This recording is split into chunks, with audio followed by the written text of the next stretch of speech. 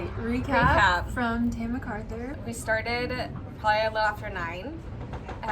It says on all trails that it's like a little over 5-mile hike.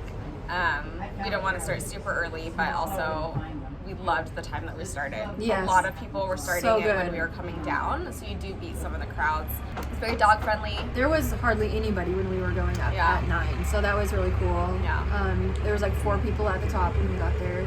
Gorgeous views. Yeah, amazing. We counted 8 mountain all peaks. The mountains. I mean, we had a super clear day. The sun was out. We could have hung out at the top for hours. Yeah, it was 2 hours total, and then our move time was about like an hour and 20. We did run a lot of it coming down. There are some flat parts and like not super steep parts, so if you like trail running, it's a good one for that. It was really either fun. going up or down, you could definitely fit some trail runs in there. Really well marked. So like you could tell where like the horse trail would come in and you just like stay on the main one. Well maintained. There's a bathroom like not at the trailhead, but if you like drive a little bit past it by the campsite. Thanks for mentioning that. You wouldn't notice it. You have to go around. You have to go to the campsite and then you can drive back and park at the trailhead. We wore like long sleeve base layers, tank top underneath. Yeah. And then like a smaller puffy. I had my Arc'teryx jacket. It's really warm, and it's not like it still can be pretty compact. And then we both had like warm hat and gloves, which I ended up feeling we both took off. It was good for the beginning because it was shady, but then it was too much. Yeah, when like about after the first mile, you get a lot more into the sun and a lot less like coverage from the trees, so you warm up. It feels nice. And leggings and bright shoes. Otherwise, all black dress code. It's October 9th, nice fall day, very sunny out. When we started, it was about 29 degrees. Yeah. Which sounds very cold. It was cold. There was a little bit of frost on the ground and shade when we started, but then about halfway up, we were in the sun. Yeah, you were totally in the sun.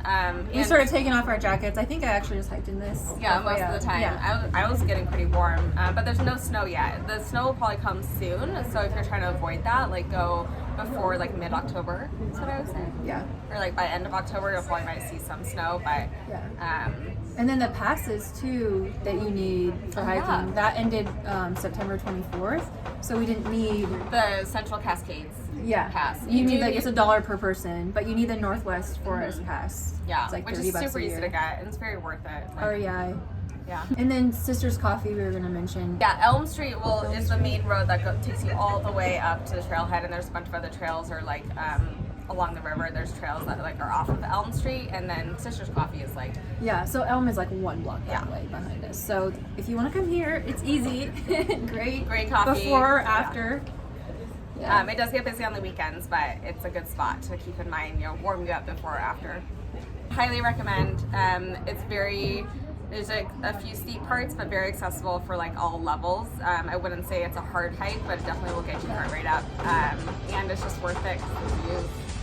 Check it out. Cheers.